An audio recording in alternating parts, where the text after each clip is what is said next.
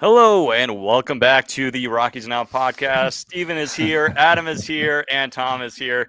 Good to see you all. Despite what's going on this year for our beloved Colorado Rockies, good to see your guys' faces and to finally talk about Rockies baseball. Let's do it, boys. Let's do this. Absolutely. Yes, sir. Yeah, so let's jump right into it. So the Rockies heading into today, guys, 9-50, worst start ever.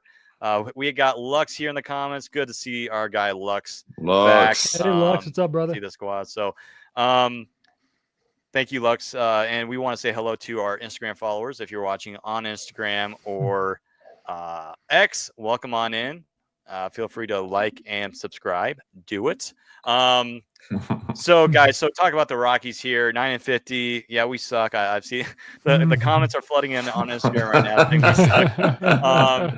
suck. That's when we know we're back, right? Yes, sir. But anyways, yeah. So, care to talk about some Rockies right now? I mean, it's not looking good. Are there any positives? Not really. I mean, we can talk a little bit about Ryan Ritter to kick things off, who is, at least something to be positive to talk about the Rockies. The guy is killing it, Tom, in AAA right now. So why don't we start off with him?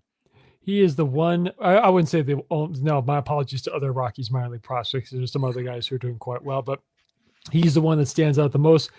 He recently had a couple of multi-hit games. He has, in 50 games this year, he has 59 hits. He has 16 home runs and 34 stolen bases. He's a guy who is, I don't want to say setting the world on fire, but yeah, he's setting certain things of the parts of the minor leagues on fire. And I know we were talking about this in the pre-show meeting. Instead of calling him up, they added Orlando Arcia. And of course, instead of calling him up earlier on, they added Alan Trejo. But, he's obviously not in the picture. So, I mean, it's like, who is it recently? One of the White Sox front office executives says, we're going to let the kids play this year. I think the Rockies should adopt the same principle. It's just like, can someone please take a little knock to Bill Schmidt, see what's going on in Bill Schmidt's noggin and just kind of, ding, come on, let's like a Three Stooges kind of thing. Like, yeah, what's up, Yeah. But I don't know. Oh, I did make the bold prediction. I'm going to put it on record now. I think Ryan Ritter will finish if he, again, knock on wood here, he gets his chance this year. But if he plays the whole minor league season in AAA, I think he'll finish with over 25 home runs and 45 stolen bases. That'd be one heck of a season, to the point where not only should he warrant a promotion to the Rockies, he should also, another contending team should warrant to trade and acquire him from the Rockies. Because that's what I do. Because if a guy's playing that well and is that diverse in his skill set, especially at the shortstop position, I'd give him a chance. But everyone knows where I stand. Call him up. Let's start the chant. But along with sell the team. But I'm just a fan. So what can I do? Yeah. Well, Tom, those numbers sound like a guy I personally wouldn't call up.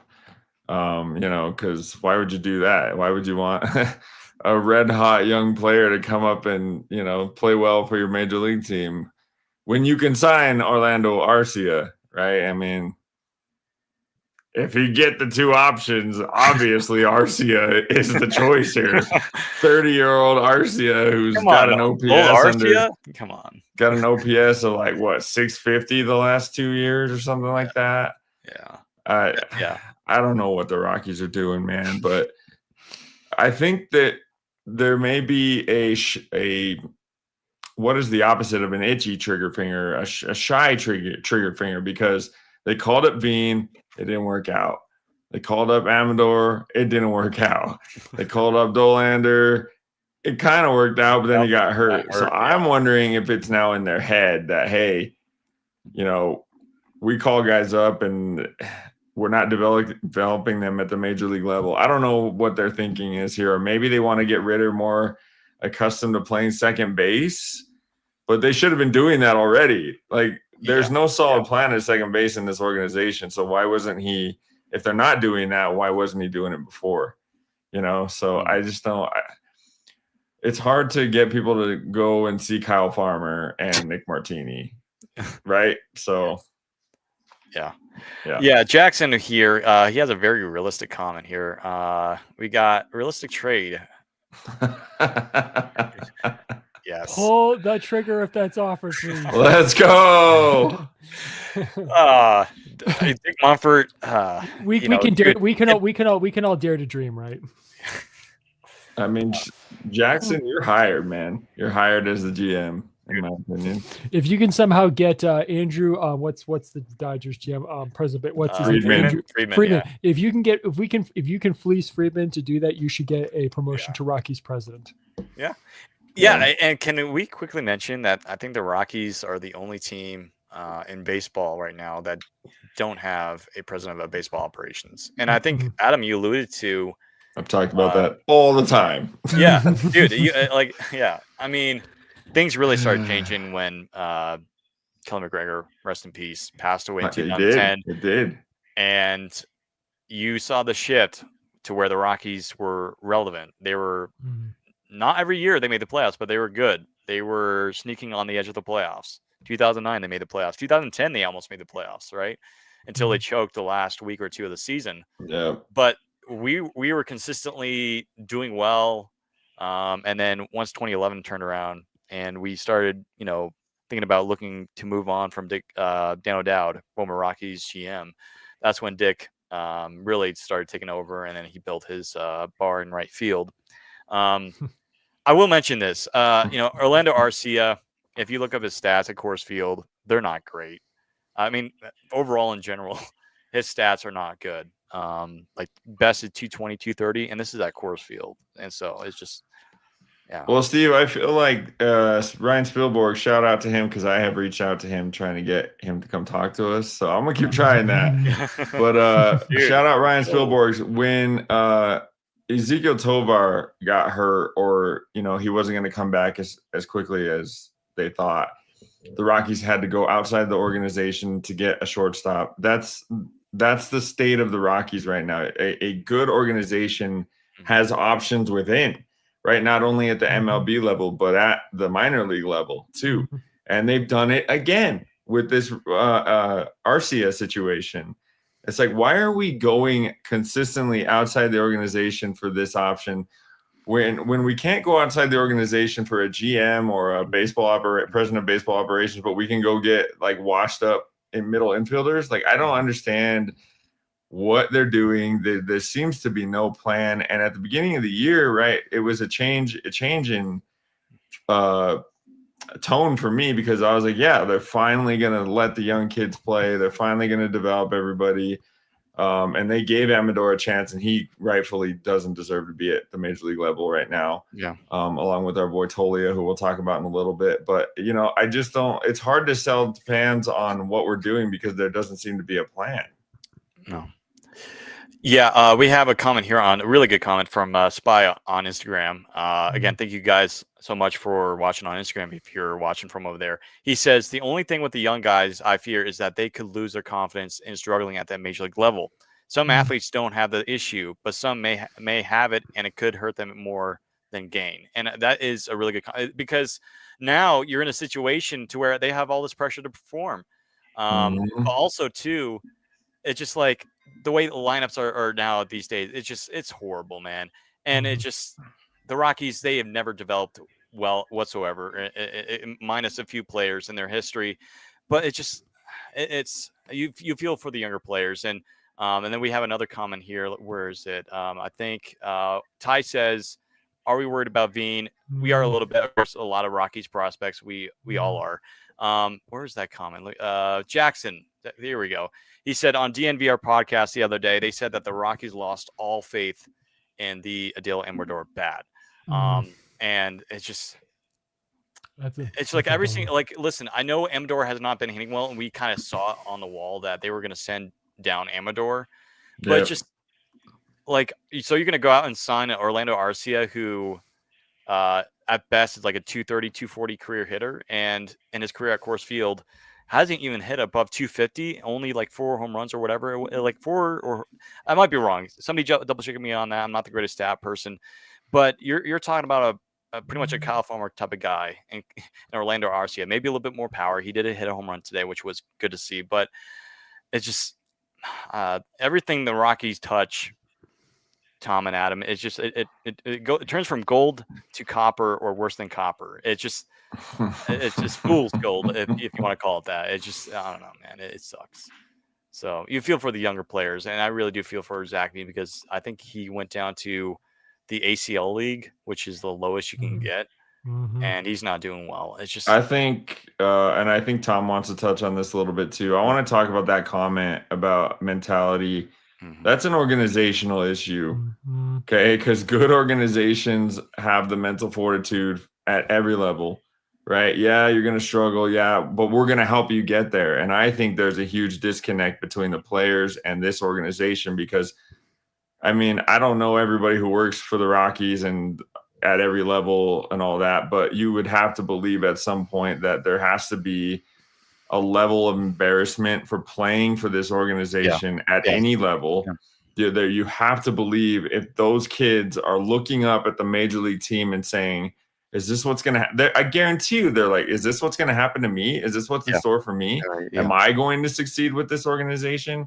Of course it's a mental issue, man. Like, I mean, that's a great comment. And I think that's something that people aren't talking about enough, Tom. And to add to that, it's a good thing we brought this up because I'll use a comparison. Well, first of all, I don't know if anybody, there's one former Major League Baseball executive by the name of David Sampson, former Marlins team president. He has his own show called Nothing Personal. Shout out to him. I listen every day. So David, you're awesome. You do a great job. Anyway, he did a segment on the Rockies. I believe it was early last week about how they're so bad and this and that. He talked about, in his experience dealing with the organization, they're one of the least progressive organizations in baseball today. Now, to pivot to what we were talking about, if you have the right support staff up at the major league level to support these young players who are going to, because again, I talk about baseball is a game of failure. You are going, even if you hit 300, again, that's a low batting average in the game scheme of 1,000. You're going to struggle a lot more than you do succeed if you put that in mathematical terms. But anyway, if you have the right support staff from coaches to athletic trainers, personal nutritionists, even this past offseason, the White Sox, my other team, they actually hired a psychologist to be the mental performance coach and somewhat, you could say, therapist.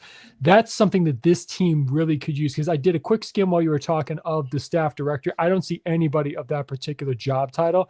And that I think would be vital, especially as you point out. Confidence is so key to succeeding in this sport and at this level. You're playing against the best players in the world. So that's something, again, if the Rockies front office is listening to our words here, I would invest. That's one thing I would invest in right now. And more analytics, analytics. Please. The Rockies are a mom and pop shop. It's just dude. They're too loyal. They hang on to players too long, or either they just, you guys get the idea. I mean, everybody that's watching right now, you get it. We've all seen it. The Rockies are super loyal. And in some ways, it's a good thing because you don't see a lot of that in baseball nowadays. And I think Brody Brazil said that the other day on one of his recent shows about the Rockies. Great, love him. Great podcast, by the way. And I know Sean, Tom was the guy that actually introduced me to him last year, which I really love his show. He's outstanding. He's awesome. He's awesome. Great. But yeah, it's just the Rockies. They're like, again, they're a mom and pop shop. It's just like they're back in the Stone Age. That's the way they operate things. If the Rockies were, I will say this, will Dick Monfort sell the team? Probably not. But hey, things would be a whole lot better if the Rockies got somebody from outside the organization to be the president of operations, to hire his own GM, hires his own analytics. But Dick Monfort is satisfied. No, we don't need that. We can have some guy that does laundry for us be our president of operations. It's like this. It's a joke, and it's just, what are we doing here, man? Like, and it's frustrating because every day we all wish for the Rockies to hold up that commissioner's trophy, but the way the Rockies are running things now, it's not going to happen, and it just continually gets worse. And have we seen rock bottom? And as Bryce says here in the comments, it's a shame. We have 9 wins. And we're, now in June, we have 50 losses already.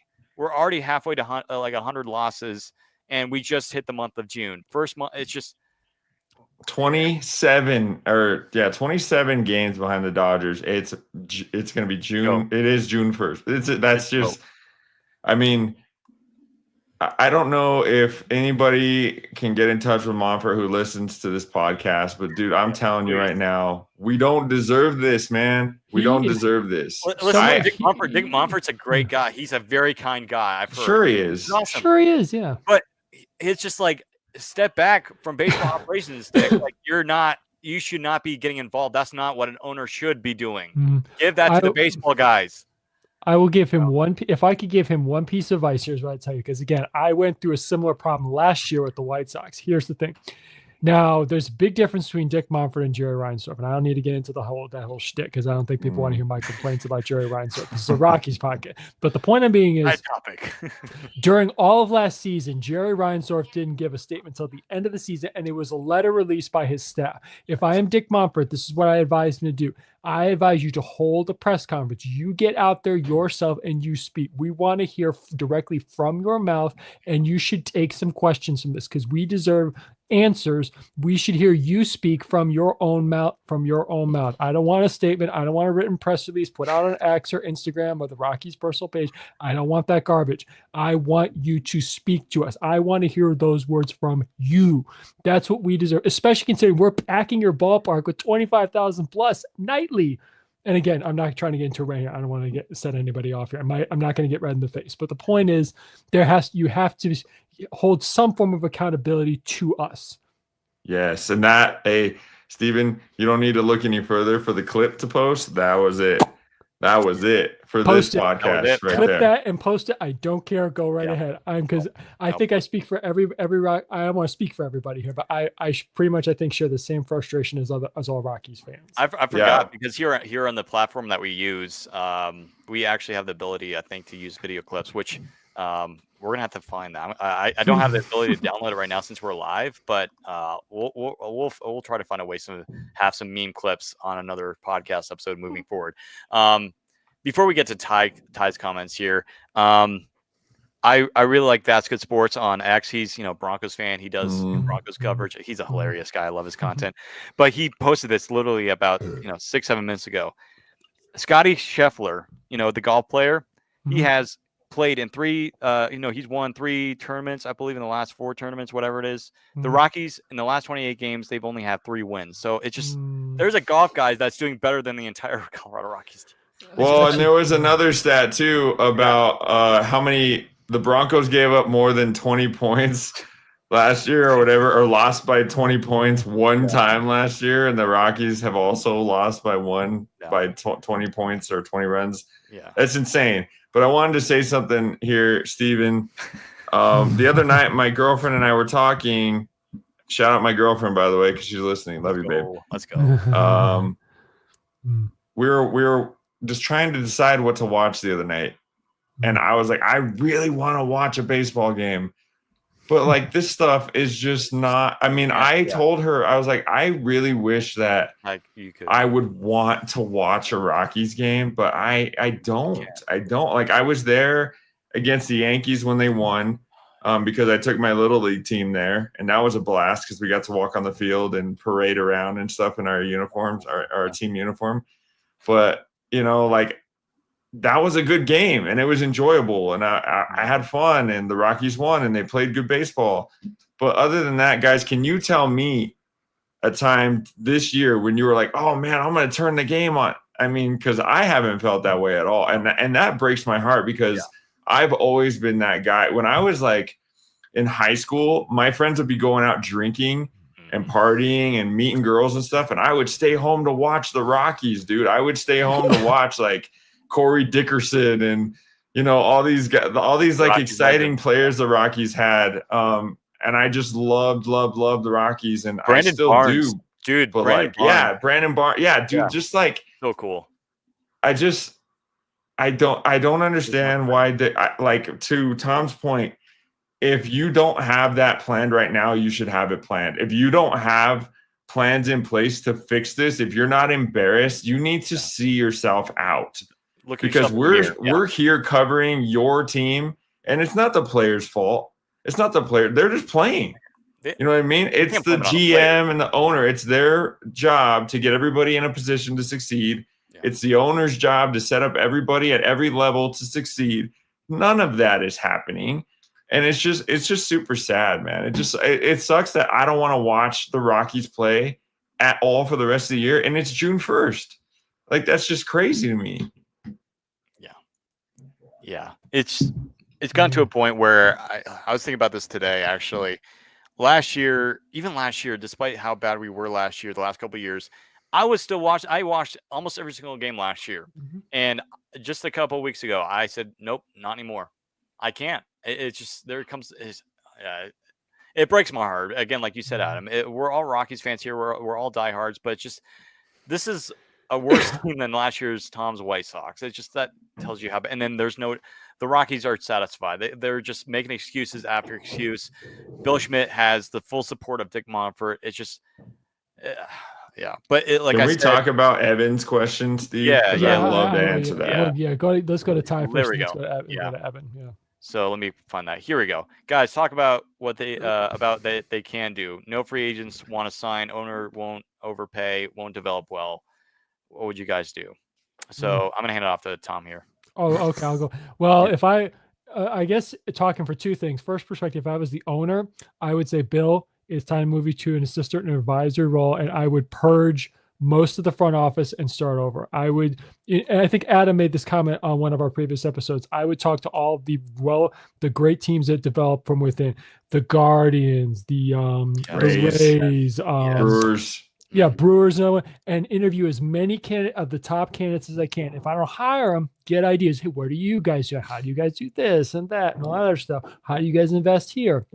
I would get as many minds as I possibly can to find out, and then hire a guy and then tell the GM, listen, you have full autonomy to hire your assistant GM if you want to hire a director of hitting, a director of pitching, and we got to invest in our infrastructure. That's what I would do, number one. If there was the owner, if I was the GM and I had full support of Dick Monfort, the same thing. I would find every which way to gain an advantage and also do research into ways as to how do we improve performance at Mile High and traveling back and forth between Mile High. What do we got to do?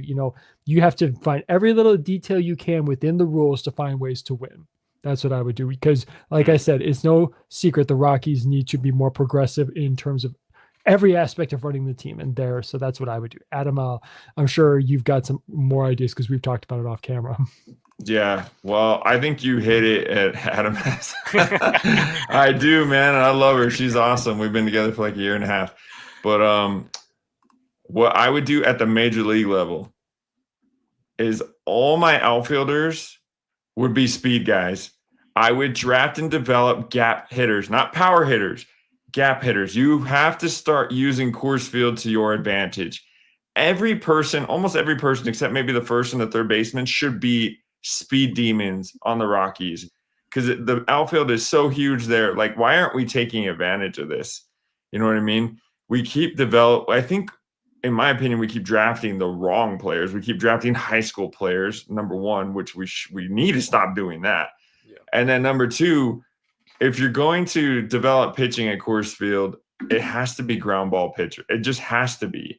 When the Rockies have been successful, Aaron Cook, Jeff Francis, Jorge De La Rosa, all those guys, like, they were successful, but they kept the ball on the ground. Now, Jorge was up and down. Sometimes he was great. Sometimes he was, he was a roller coaster. But I don't know what the Rockies are trying to do. I don't understand their philosophy offensively, especially because it seems like they're trying to create like a big bopper lineup, but that's not working, right? And I don't know how many times I've heard somebody say we need to take advantage of Coors Field. Like, if you can get guys. Yeah. You can get guys to hit gap to gap and don't focus on the power, because the ball travels, okay? If you can get the ball in the gap, you're going to hit home runs at Coors Field. And then you get all speed guys to play every position in the outfield, every position, okay? That would work, and it would play, as far as the fans are concerned, stealing bases, right? Making things happen on the base pass. The Rockies don't do that. They say they're going to do it, but they don't actually do it, because they can't get on base. That's the problem, right? You need to develop a hitting philosophy where the emphasis is on getting on base, right? So the Rockies, they don't have good at bats. They don't walk, right? They strike out a ton. On the road, I think they have a hard ball percentage of under 50%. They don't hit the ball hard. Like, there are a lot of things at the major league level that the Rockies can do, but sinkers, yes, Starbowl, sinker pitchers That's what plays at Coors Field. We need ground ball pitchers. The Rockies are going to stick to this whole, we're going to go contact pitchers. Okay, fine. It better be a sinker guys that can get ground balls and get you out of long innings at Coors Field, because fly ball pitchers don't work in Denver. It will never work. It will never work. Stop doing it. So, and then at every level, right? Analytics needs to be amped up completely. Whoever is in charge of player development, they've got to go. You've got to start over on that. And again, Tom, we've talked about this all the time. President of baseball operations from another organization, he comes in and he says, this doesn't work. This doesn't work. This doesn't work. We're getting rid of it. I'm bringing in my own guys. We're going to fix this problem. And that's the answer to the guy's question, Evan, is, hey, we're going to change the way that outside players see the Rockies, and then they will want to come play for the Rockies. Right now, though, they will never, ever sign with the Rockies. It's not going to happen. Yeah, it's because if you give off the image or the public perception that you are a non-team that's not being progressive, then free agents aren't going to come here. It's a perception thing. Your own players don't even want to be here. I'm assuming. And plus you have to provide them the resources. You have to invest to provide them and put them in the best possible position to succeed. Yep. And ties right there, Steve. Yep. Carlos Gonzalez, a gap hitter, a line drive hitter. That's what you need. Yep. How do you watch that guy play for your organization and go like, I don't want another one of those? Chase Davis a couple years ago got drafted, and he had did you see his video out of Arizona? He has the exact same stance still, and he's doing really well, I think, for the Cardinals. It's just, why not, dude? Because I remember, I think it was the same year that we got Dollander. And I mean, I feel like it was either going to be Chase Davis or Dollander for me. I mean, I wanted Dollander, and I'm glad that we got him. But there was also a part of me that's like, hey, dude, we need a guy like Chase Davis, because he literally says in multiple interviews that Cargo was his favorite player. And they've tried to find nothing like that since Cargo left. I don't understand the thought process there. Like, just, can we bring him back as an advisor or somebody in the organization? But I mean, the Rockies, they have brought back, again, I will say one thing that they do somewhat a decent job is they're loyal to their former players and bring them back and work in the organization. But at the same time, though, they're almost too loyal to where they don't get anybody from outside the organization. Like that 9 News interview with Bill Schmidt the other, last week or whenever it was, Mike Kliss was talking to Bill Schmidt, and they were like, so have the Rockies in recent years tried to go outside the organization, bring people in? And Bill Schmidt says, yeah, we brought back Clint Hurdle. The guy started in the Rockies organization. You call that outside the organization, Bill? Like, come on. Like, yeah, it's like, and yes, they have, but it's like 1 or 2 people, and that's it. No, we're good. We trust our guys on the inside. It's just, how can you trust any, how do you look at this? It's going to be, they're going to be the worst team of all time in Major League history. And it's not. How do you look at this and say, oh yeah, we trust our guys? We're going to, like, what are you talking about? You're so out of touch with reality that it's just hilarious. Not even funny. It's not even funny anymore. Yeah. It's infuriating. Yeah. I mean, I was today at lunch, me and my family were eating, and me and my brother were talking about the record. 950. Like, we were laughing, but it was almost like, are you serious? Like, it's just like, yeah. But yeah, like, Ty, like, we need a culture reset. Everything about the Rockies culture has been known for losing. Let's be honest, right? We don't like to admit it, but now we're at the point, it's like, hey, we need to rip off the Band-Aid here of, like, we need to put on the real glasses, because I know for a lot of years, myself included, I wore the purple glasses and try to look at the team on a good, positive light. Mm-hmm. Over the last several weeks, the last month, this entire year, I have been able to put off those glasses and put on the actual glasses of a real MLB organization. And not only that, but like I mentioned multiple times, when I went to the Denver Nuggets game, the playoff game against the Clippers, yeah, we lost that game. But the vibe, man, that's what I want at Coors Field. That's what I want for Rockies fans. I want an organization that cares about winning, that wants to be in the playoffs every year, not once every couple years or once every decade. I want playoffs every single year. And like, Tom, you've said multiple times on this show, every single stinking MLB team every year should be trying to get a World Series ring. every year. I don't care what players. Just try to build a championship team. The Rockies, they're doing it wrong. They're doing everything wrong. Player development, call ups, everything, and they need an entirely different front office, ownership, everything on down. More than likely, realistically, ownership is going to be very tough to get away from.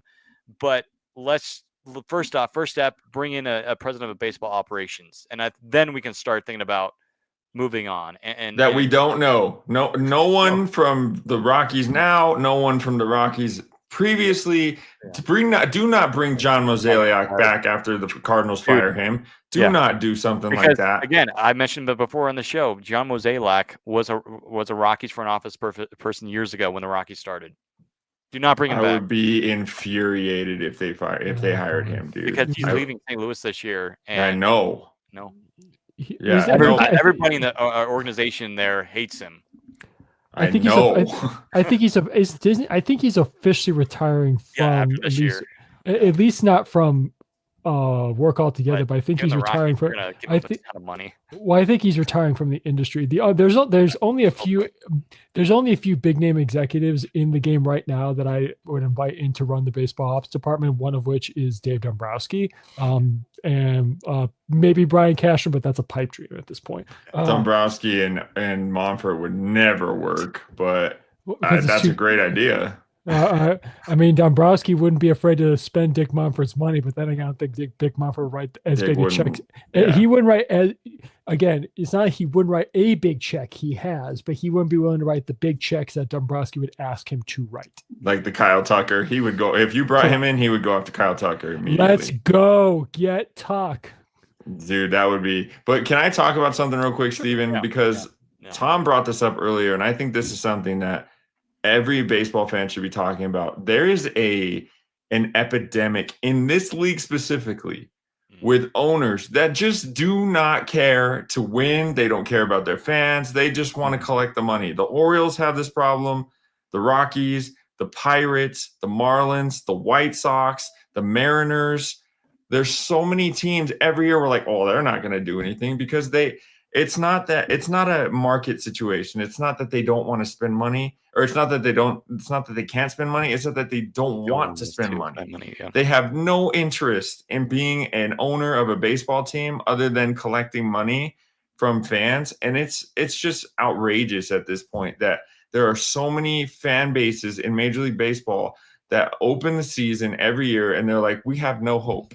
The Pirates, dude, how are you not building a juggernaut offense around Paul Skeens? Like, why? You're not even paying him. Like, why are you not going out and adding guys to score runs for him? For Jones, for Chandler's going to get called up soon, and they're like, yeah, we're excited about him. He's not going to win any games because they can't score. Like the Rockies have scored more runs than the Pirates. That's absolutely I think insane. The Rockies have a better offense, I think, than the Pirates, which is crazy to think about because we already know the Rockies have a historically bad offense. The Pirates are even worse. If I became the new GM of the Pirates, the first thing I would try to convince the ownership group is, listen, you want to instill confidence in your team? Here's what I do. Let's get in the Kyle Tucker sweepstakes. 100%. That guy, you want to talk about injecting adrenaline into a fan base, your team, everybody. That I'm not saying Kyle Tucker is the savior of the franchise. No. Don't take me as that. They have more areas to address too, but that would inject some serious optimism and confidence into your team, your coaches, your fans. It'd be huge. And of course, you probably have Kutch for one more send off. I think he's going to come back for one more year just as a big send off, like I'm going to retire kind of thing. Send him off the right way. Which he rightfully has earned, by the way. Let me be clear. That guy is one of the best players of the last 15 years. He deserves He has earned the right to have a wonderful send off, like a Pujols, did the other year. I'm trying to think of another one recently, but or an Ichiro, that kind of thing. But the point is, it's just to elaborate on what you said, Adam. It's just baseball needs to the fact that you're going to have back-to-back years of the worst record in baseball history, not of the last 25 years, the history of the game, pretty much. If I'm Rob Manfred, you have to step in and fix this somehow. You need to set rules where, let's say, if you finish with this number of like 100 loss season, this many years in a row, you should forfeit draft picks. You should be fined. You should. It's like, again, it's like in English soccer. If you finish with a certain record, you get relegated to a league below. Now, obviously, we can't relegate teams to the minor leagues. Obviously, that'd be awesome. That'd be kind of funny. But the point is, there has to be rules in place to the point where, because this, again, some rebuilds have been successful, like the Astros. They've figured out how to sustain this success from their years of treachery. But the point is, some teams are just not doing it right, and there needs to be consequences. Because as you pointed out, at what point you can be loyal to your employees, that's great. But what about to your paying customers? Because we love the game, we want our team to succeed. But if you keep doing this cycle over and over again, it just puts a bad mark on the organization and the game together. Because last thing I'll say, because it ultimately devalues competition. 100%. And the Rockies have already lost fans. Like, anecdotal evidence here. Yeah. I've talked to my friends who love the Rockies. They've loved the Rockies their entire lives. They're like, we're rooting for somebody else. We can't do it. And it's like, if Dick Monfort really cares about his fans, he's got to address what's going on. But to talk about the broader level, MLB does have to step in. And this is ridiculous. We don't see this in any of the other leagues. All the other leagues, for the most part, all the teams are trying to win. All of them. But in MLB, you got owners that just straight up don't care, dude. And it's disgusting. Yeah, I made this comment before we started, because there's been a lot of people saying, "Oh, Rockies fans, they're the worst in baseball. They show up to their, games when they should be, boycotting or whatever." I will say, because, Adam, you were at the Yankees game the other day. A lot of these fans that show up to Coors Field are not Rockies fans. Some of them are casual, and then the other, like, I would say, 80 to 90% of the other fans are the fans of the opposing team. So, because a lot of people are saying, "Oh, Rockies fans, they don't care about winning." No, the fans are not the problem. It's the ownership, and the ownership does not care. Like Dick Monfort's happy that 90 to 100% of the stadium is Yankees fans. He doesn't care. So, I just want to say that. I do want to answer this comment from Ty here. Do you think Warren is going to be the guy at manager next year, or are we just going to give are we going to give Hurdle the job? And I know your opinion, Adam. I think Warren's going to be back next year, but the Rockies, we already know the Rockies need to go outside the organization for a new manager, just not Joe Madden, please, or just not anybody from inside the organization. I'd be fine with Warren Schaefer, but please look outside the organization that actually has had success at being a manager. Joe Madden has, but I wouldn't trust him under current leadership. They're going to make it hard for me to want to support this team if they give Clint Hurdle that job. I'm telling you right now. You know that they're going to, because they're going to be like, "Hey, look at 2007. We're going to recreate that magic." You can't make that thing happen twice, man. Todd Helton and Troy Tulowitzki and Kaz Matsui and Tavares and all those guys, Matt Holliday, they're not walking through that door, man. That was a special team. Yeah. You can't just say, we're bringing back Clint Hurdle and the glory days are back. That's not how this works, man. And that's not what any Rockies fan wants. No. We want change. Yeah. Starbulb says, yeah, Skeens and Bubba Chandler is free. Playoffs is there if their offense sets it up. Yeah, if the Pirates had an offense, they would be a much better team.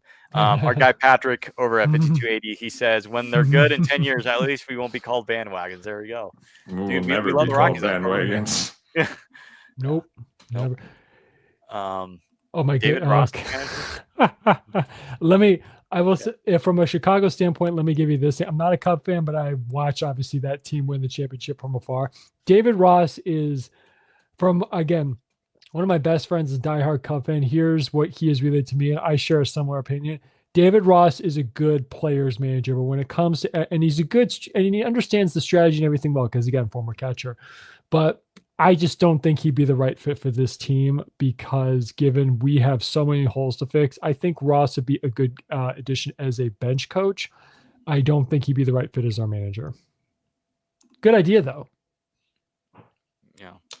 His name is escaping me, Tom. The what guy team- that the Orioles just fired, he would be fine here. In my Brandon opinion. Brandon Hyde. Brandon Hyde, that's the one. Yeah, thank you. I would be okay with that because I will tell you one thing. He helped oversee the successful rebuild, but again, it's not his fault. A lot of Orioles fans blame him. It's not his fault that they didn't go out and replace Corbin Burns' production because that's a lot of production to lose.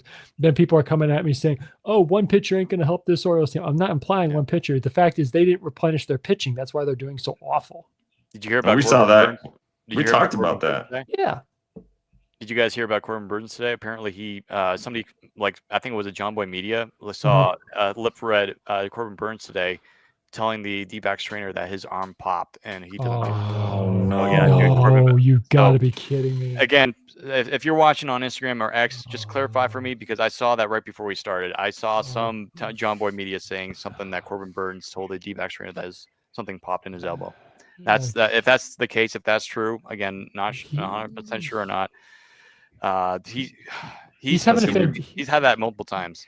He's having a fantastic season too. He's doing wonderful. I just looked at these numbers the other day. In 9 starts, he is. I think he still is just right around a 2 ERA still. Yeah. So 3 hours ago, John Boy Media posted this out. Said, "Looked like Corbin Burns tells a trainer that his elbow is done. It's dead, and he was forced to exit the game in the 5th inning." Oh, yeah. God. And apparently, his cutter velocity had dipped 2 to 3 ticks before that. So this is the kind of stuff. This is the kind of stuff the game doesn't need, man. Like, and this goes back to the bigger issue of how pitchers are trained and how pitchers are treated and all this stuff nowadays. But MLB doesn't need stuff like this, man. Every year we lose, A-star or 5 to 10-star pitchers to surgery, and hopefully it's nothing like that. But that doesn't sound good at all. No. Adam, you can speak this from Little League. Max effort training has got to stop. It's got to stop. It does. It has to. It starts with because again, you can speak to personal experiences. I have young nephews I know are going to want to play baseball soon. I tell them, listen, if Uncle Tom is going to teach you and train you, there's no max effort velocity pitching while you're under my tutelage. You're not going to do that. Now, I'm not saying you can't throw into the mid-90s. That's fine. But you got to learn to understand that there's a certain way you go about pitching if you want to have a lengthy career that minimizes the number of surgeries that you can have. I can't guarantee you'd stay healthy. Yeah. But again, these triple-digit pitches are awesome. But I think it was Codify or Jay Kuda. Great follows on X, by the way. Yes, he is. those are 2 fantastic. Or also Pitching Ninja as well. Follow him. He's a great follow as well. Those are 3 good follows if you don't follow them. I think it was Codify I first saw this with. He showed one column, the number in each season, the number of 100-mile-an-hour plus pitches, and then the other one, the number of Tommy John surgeries that happened that season. As the number of 100-mile-an-hour pitches goes up, the number of Tommy John surgeries per pitcher goes up as well. So I think the data is right there. Yeah, I coach competitive baseball for 11-year-olds. So as they get older, we'll try to amp it up a little bit more. But starting at that age right there, especially if it's their first year of competitive baseball, we're not doing any of that stuff. We face kids who like throw curveballs and stuff. I'm like, we're not doing that. We're not throwing anything other than whatever your fastball is, the 30-mile-an-hour, whatever it is that you got. We're doing that. And I have to tell these kids all the time, because they get this idea in their head, from watching the pros and all this stuff, that they got to throw it through each other's bodies and stuff. And I'm like, no, guys, it's just about fundamentals and hitting your target in the chest. We're not trying to throw it, as hard as we possibly can. And I think it's a cultural issue within baseball, Tom, that we have to address, because we can't keep losing pitchers like this every single year. It's so bad for the game. There's so many things that are wrong with Major League Baseball that they choose not to focus on, but they pat themselves on the back over the littlest things that nobody asks for them to do. No. Like the bigger base thing. Okay, cool. Fix your umpires. Fix how we train the pitchers. Make sure people don't get hurt. Get rid of the owners not get rid of them, or whatever you can do about the owners in the league. Like, let's address those issues. Like, let's address what channel the games are on that nobody can ever watch. Like, nobody wants Apple TV. Nobody wants to watch games on Apple TV, dude. Like, read the room, like they just don't get it, and it's just frustrating. Well, on that note, real quick side comment. Well, two things. One, to your pitching story, when I was a teenager, I was taught one thing when I was pitching. Here's 3 pitches you're allowed to throw until you reach the age of 16. 4-seam fastball, 2-seam fastball, and changeup, whether it's circle or straight change. That's all I was allowed to throw until I was 16. Because again, your elbow is still developing. It can't take the snap of certain pitches. Like you point the curveball, because when you throw the curveball and you twist your wrist, that puts a lot of strain on the elbow. And for a young elbow, it's not allowed to take that strain. So it's I will never. Yeah, so that's one comment I was taught when I was growing up and I was pitching. Number 2, when you're talking about the media deal, I don't know if you guys saw this, but MLB is in serious discussions with NBC to be the replacement for Sunday Night Baseball. I am 1,000% in favor of that. ESPN, you can go away, take your failing network and go somewhere else. NBC is just a huge deal, not in terms of also money, but the number of eyeballs to the game. They have much more widespread distribution that can really help grow the game. So Manfred is making a very smart move with that option. Just no Bob Costas, dude. Oh God, that'd be awesome. Snooze fest. Well, he's basically retired at this point. He's only working slim nowadays. One guy I'd love to see come back to do baseball because he was an ESPN broadcaster for a long time is Chris Berman. I love that guy. I remember he used to the home run derbies were so much fun when he would be announcing them. Back, gone. I thought you were gonna say John Miller. Oh no, John Miller and Joe Morgan. Right. That was my childhood, man. Sunday Night Baseball with those two guys. Good stuff. I do not like the current ESPN broadcast. It's so horrible. No, it's horrible. But so I will say this because there was we did want to talk about a couple of the Rockies players very quickly before we head on out of here. Maybe a little bit about baseball video games before we came in here. Michael Toglia, what are your thoughts on him? Are the Rockies done with Michael Toglia? Are they going to look to Charlie Condon as the future first baseman? What we're going to do with him at first base. So, Tom, what do you think about the Rockies demoting Toglia to Albuquerque? When you're leading the major leagues in strikeouts, something's up. And this is to my point earlier. You need to provide these guys with as many resources as possible, not just when it comes to analyzing pitch sequences or location or how balls are coming into the strike zone, whether it's a slider from a lefty or a cutter from a righty, doesn't matter. The point, or also mental health, because again, this is one of those times where they need somebody to help him establish a routine. Because I can't remember the guy's name, but the White Sox, they recently did an interview with their new mental health coach. He talked about, okay, this is what you got to do. Establish a routine or something you do to reset your mind after a bad at bat or after a bad swing and miss on a pitch that you absolutely got fooled by. This is one of those situations where, again, for him, I think it's a confidence thing. And to our earlier conversation, when you have the right infrastructure and the right support staff for these young players, whether they're 20 or 27, it doesn't matter how old or younger. Again, guys even making debuts nowadays at their early 30s, like White Sox reliever Cam Boozer. He debuted with the Red Sox last year at 32. If you provide the right support system for these guys, it's going to be fine. Now for Toglia, I just think, again, you talked about earlier in our pre-show meeting, Steve, you made the comment, this is kind of a sophomore thing.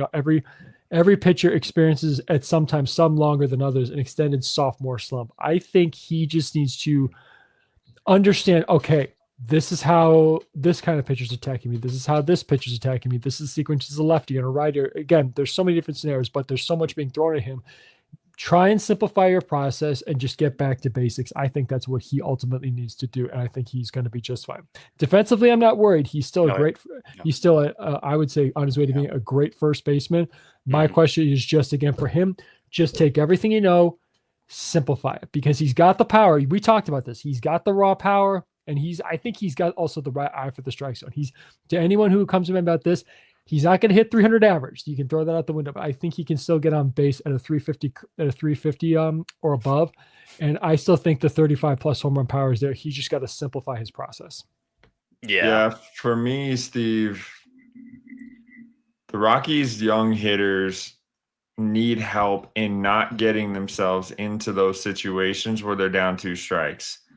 Right. So the Rockies need to find a way to help the young players capitalize on those fastballs, because I think in watching the Rockies, and I haven't watched them as much as I wanted to this year, there's a lot of situations, Steve, where they're taking that first pitch fastball right down the middle, and they are not making any attempt to swing at that pitch. Yeah. And it's like, if you're striking out at a what is it, 29% clip as a team, what we need to change something here. Maybe we should be a little bit more aggressive. Now, I talked earlier in this podcast about having good at bats and walking and stuff, but if we can just get on base in any way, I think being more aggressive on the fastball would be a good start. And I don't know what the stats are, Steve, and I'm sure you can help me find this, but I don't know how many times the Rockies have fouled a fastball off that has been thrown right down the middle of the plate. That's a problem. And so for when it relates to Mike gets in these situations where he's always down 2 strikes. That's on the Rockies.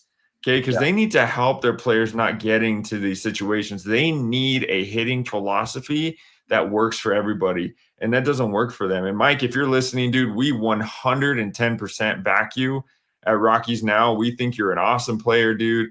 We're rooting for you, and we hope you turn it around. I can't tell you how impressed I've been as a baseball coach when I see Mike Tolia strike out 3 times in a game. The dude, he never changes his facial expression. He looks like, it's not that he doesn't care. It's that he's trying to keep himself level-headed. And for a guy to have this kind of a season so far, and for him to bring the attitude and be able to come and show up every day and try his best, you can't really ask for more than that. And I think a guy like that is a pillar in the Rockies organization. Those are guys you have to keep and build off of, but you can't just let them fail on their own. You have to help them. So when he goes back down and gets at bats and starts dominating at lower levels, Steve, we got to change something, right? We got to change something for when he comes back up and make sure that he doesn't get in these 2 strike counts all the time, because that's ultimately the problem. 100%. Yeah, because again, a few weeks ago when the Rockies got their win against Arizona, first pitch I think it was the first pitch of that bat, Jordan Beck home run. He was aggressive. Yes. And the Rockies were aggressive in that game. And guess what? We won. And we've noticed, like, this is hard to figure out for the Rockies, apparently, for them to figure this out.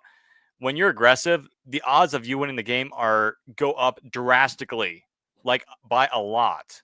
I don't know the numbers, but they're high, very high. It's just I really don't get it, man. Like you're saying, we've seen Jordan Beck, Toglia, Tyler Freeman. They go immediately down 0-2. The first 2 pitches, right down the middle fastball, no swing. It's just like, what are we doing here? You look at Bryce Harper. He's one of the most aggressive baseball players in the game, and he swings on almost everything. He knows the zone extremely well. And I'm not saying the Rockies don't, but he's aggressive. That's why he's so good. Because when I was playing church softball several years ago when I was in high school, my coach told me, be aggressive, swing at that first pitch, because that's probably going to be the best pitch he'll ever give you in that bat. So go for it, man. And it's just the Rockies are not doing their homework. And Ty says right here, he says, I feel like our players are coached to take an old-fashioned approach at the plate when they need to play more aggression and more energy. 100%. The Rockies have no energy. It's like they already know they're going to strike out or ground out, whatever, when they come up to the play. There's no excitement. There's no energy. That's why Clint Hurdle can't be hired, Steve. It just can't happen. Can't happen. From a hitter's perspective, I had a game myself today, and I struck out the first 2 at bats. And that third at bat, I came up, and I was a little gun shy, dude. It's like, okay, I don't know if I know what I'm doing up here. Mm-hmm. That's why this game is so hard, and that's why people need to give failure. Yeah, they need to give some players some grace sometimes. And when they're not getting the support that they need, that's not on the player. It's on the organization. Okay. So hitting is hard, guys. And I don't know if you guys play baseball or not. I still play. I've been playing my whole life, and I'm not like the best baseball player in the world or anything like that. But when you go up to the plate and you don't think that you can make contact, you've already lost the at bat. And I think the Rockies are there. And I think they're there when it comes to winning games. They show up to the ballpark and they think they're going to lose. And that's an issue, not with the players, but with the culture of the organization. It's like, okay, guys, yeah, we're losing games. Okay, but we're going to fix this. Okay, here's what we're going to do. There's none of that here. You know what I mean? It's just crazy to me what we're watching. I mean, we're seeing veteran guys in LA, Miguel Rojas, older like Max Muncy, Chris Taylor. I mean, he got DFA'd by the Dodgers, but you guys get it. They have the right approach. They're doing things right over there. As much as we hate to put love on the Dodgers, but they're doing things right over there. A lot of teams are. The Tigers, they have a bunch of young players that you wouldn't think that are doing well, but the Tigers are one of the best teams, if not the best team in baseball in terms of record. Like they're arguably the best team in the American League, and this is a team that was bad for a long time. On my mom's side of the family, big Tigers fans. My uncle, he works with, I believe, with ESPN in the video side, like in the trucks and everything with the video stuff. He covered the Tigers. He worked for the Tigers for a long time in the mid to late '90s when the Tigers were horrible. And you remember that '03 season? They were I think they were the worst team in baseball. A couple years later, they turned things around, got to the World Series. I know they lost it in '06, I think, to St. to Louis. the Giants. Oh no, I think it was St. Louis. It was St. Louis, right? I think it was St. Louis and oh, you're right. Yeah, I'm sorry. You're right. And then the Giants were later. Wayno's and Yachty's first World Series. But that you talk about, that's how you turn a team around from being historically bad to winning a World Series. They had the right people in place. They had the right coaches, the right people in the front office. Dave Zambrowski, I think, was in Detroit when they went to the World Series in '06. Yep. They had good front office people. The Rockies, they're, as much as we'd like to say in a couple of years we're gonna be good again. Now I have second thoughts about it. I don't think we're going to be able to be good in the next few years, given what the front office that we have. Things got to change now, like today, like yesterday. Things got to change, and we just and I'm very we posted this yesterday on our social medias of that Rockies fan at Citi Field with the sell the team sign. We need more of that, and it's just. It goes to show you. I mean, they care. We, the fans, care more about the team than the ownership, which is really, really disappointing. And it sucks. And we're hoping that things are going to get better in the future. But right now, it's hard to even imagine that. But we're going to still be here. We're going to still cover our Rockies. Maybe this year, like we said a few weeks back, maybe not as much as we would like to. But we're still going to be here. And we just want to say a big shout out to all of you guys. We have over 135 people, which is a new record.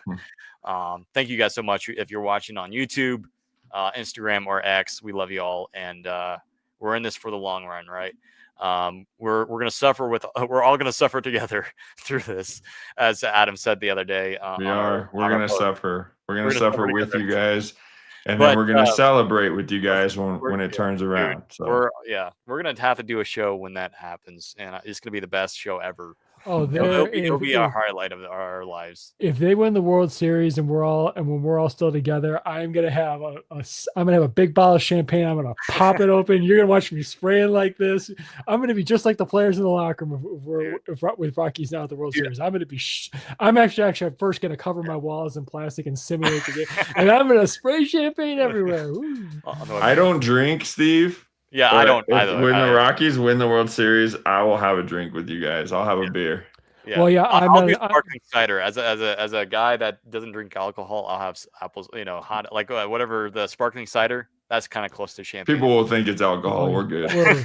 Well, don't worry, guys. I drink non-alcoholic beer as well, so don't worry. My champagne's gonna be that non-alcoholic stuff, so don't worry. I'm not a drinker. I drink non-alcoholic, and I don't drink beer anymore. So.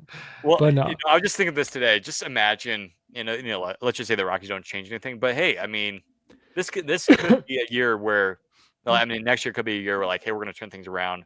I mean, and the Rockies shock the world, and they just make the playoffs. It's not going to happen, but it starts with Dick. It starts with Dick Monfort. If he wants to change, then he will. Dude. And if he doesn't, then he'll show us who he really is after a historically awful season. Yeah. Starbulb says World Series parade going to last. Yes, sir. Let's go. If you were, Adam, were you ever at the Nuggets or Avs parade? I went to both and the Broncos. Oh, Broncos, dude. I really wanted to go to the Nuggets, but I was on vacation. But amazing, dude. I never thought I would see that in my life. Yeah, dude. When the Rockies, because you're talking about, I'm not going to say there's more Rockies fans than Nuggets or Avs or Broncos, but you take a look at the entire country. The Rockies have fans in Montana, Wyoming, Utah, Idaho, Nebraska, Kansas, parts of New Mexico, Arizona. Texas, even the northern part of Texas, Amarillo area. It's everywhere. Can you imagine Denver when the Rockies win a World Series? Let's put ourselves in a happy. Again, we're gonna drink one last Kool-Aid before the season gets even worse. But can you imagine how it's gonna be like? It's just gonna be. It's gonna be heaven on earth. It really is gonna be awesome. Obviously, we're all going to be there when that happens. I know I'll be there. I would cry. I cried on the I'm Nuggets gonna one cry. because I never thought in my life that I would watch the Denver Nuggets win a championship, dude. Yeah. With the Broncos, you expect it. With the Avs, it was cool because you expect it, right? But the Nuggets and the Rockies, dude, that would just be the best thing. Yeah, I know. Yeah, one day that's going to come. All right. And again, it's going to be the best thing ever in our life. It's going to be awesome. Except for when I marry my girlfriend. Yeah. Shout out my girlfriend. Yeah. Shout out. Anyway, guys, I think that's going to wrap it up. If you guys have any more questions, let us know down here in the comments before we go. But anyways, Clark says, good question here as we wrap up the show tonight. When do y'all live stream? Well, Clark, right now it's a little bit tricky because originally we had these Rockies recaps, which were after every single series. As of right now, that is on hold. Hopefully one day the Rockies will win a series, maybe next year. Who's counting? Maybe we're going to try to do a little bit more podcasts moving forward, maybe once a week. But as of right now, our next podcast will probably be early July when we do our pre-draft podcast talking about prospects that we think the Rockies might go after. There's a couple names that are out there that I really like. Jace Laviolette, really love him. The Rockies need to draft a hitter this year. Sorry, but you got to draft hitters. Draft a college hitter. And we need a guy like Jack Caglione. And I think the closest guy in that draft, for me at least, is Jace Laviolette. He reminds me a lot of Jace or Jack Caglione of last year. Fingers crossed. But again, the Rockies development kind of scares me. But we're going to do that early July, and then we're going to do a live stream. And I know some of you guys were there last year when Tom and I did it. That was a whole lot of fun. We were on I think we were on for about 30 minutes or 40 minutes, whatever it was, Tom, if you remember. But we had a lot of fun. So we're going to be doing that. We're going to try to get all three of us in on that. And I think the draft this year is on a Sunday, which makes it even better, kind of like today. And then we might do a mid-season podcast, just talk about review the first half of the season. And maybe by then the Rockies will have 12 wins. We'll see. Just win a series. Let's take the baby. Let's take a step in the right direction and win a series, and then we can go from there. Yeah. I thought we had a chance in the Yankee series, man. I thought we were gonna get that one because winning Game 1 was so fun.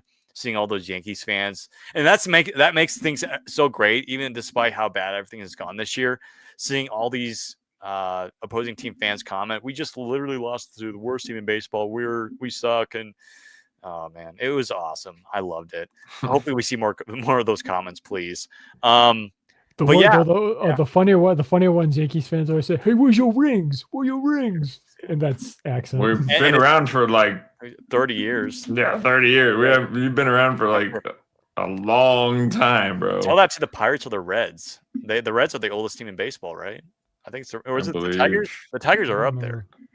And the Phillies are up there. The Tigers are up there. I think the Reds are up there too. I think the Indians are up there too. Oh, that's right. The Indians are up there. Yeah. Mm-hmm. Or I'm sorry, the Guardian Indians, Spiders. Whatever. Spiders. Yeah. Well, the Spiders were historically bad. I think if you remember, was it like 1800s? Whatever they had like previously the worst record ever. Now the Rockies are going to own that. But anyways, hey, Cleveland. Hopefully they get a World Series soon.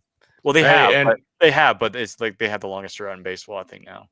And I would say, guys, don't spend money on new gear, but wear your Rockies gear still. Be a Rockies fan. I will say this. I know I mentioned this. If you want to boycott the team, feel free to do so. I'm going to do my own personal boycott. I'm not going to go to any games this year. I want to go so bad, but it's just like I can't, man. I can't.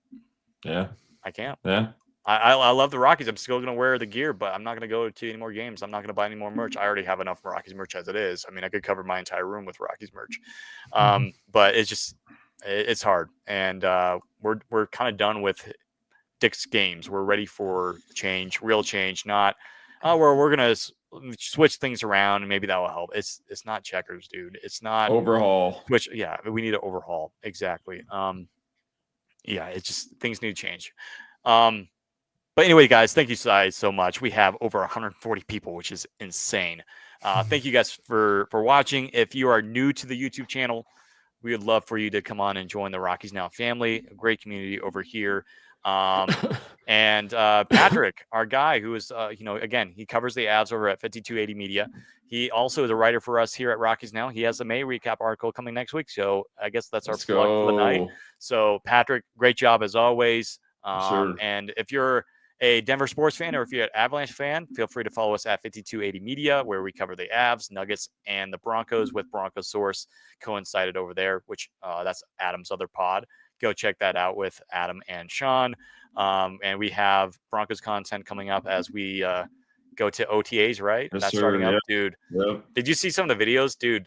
Troy Franklin got a new number. Was it number 11? I think.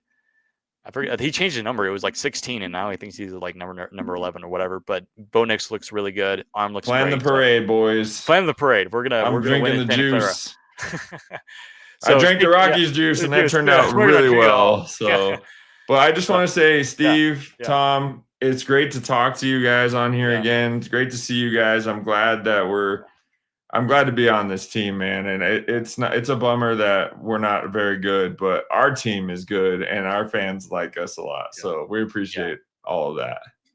Yeah. Shout out to everybody. Shout out to you, Adam and Tom. And we love all our writers. And big quick shout out to, I almost forgot, we have 2 new writers here at Rockies Now, Sarah and I forget her name. Dude, she's gonna be so mad. I have so many people. Like, dude, what's so great about 5280 Media is that we have, I think, close to 20 people in total. No, don't forget her name, dude. I know. Come on, man. Dude, we're waiting on you. I'm waiting. Okay. I found a name, dude. She's gonna be so mad. No, okay. I'm mad for her. I'm mad for you, dude. Am I fired? Okay, Brenna. Awesome, yes, Brenna. I owe you, Brenna. Brenna and Sarah, they're our new writers over here at Rockies Now. Welcome. Brenna actually wrote her first article the other day, so you go check that out on the website. It was awesome. Did a great job. So shout out to you, Brenna. And so again, we're growing here at Rockies Now. We're looking forward to the future, man. I know the team's not looking bright, but Rockies Now community, we're looking great. We're looking up. And again, shout out to all of everybody that's watching here tonight.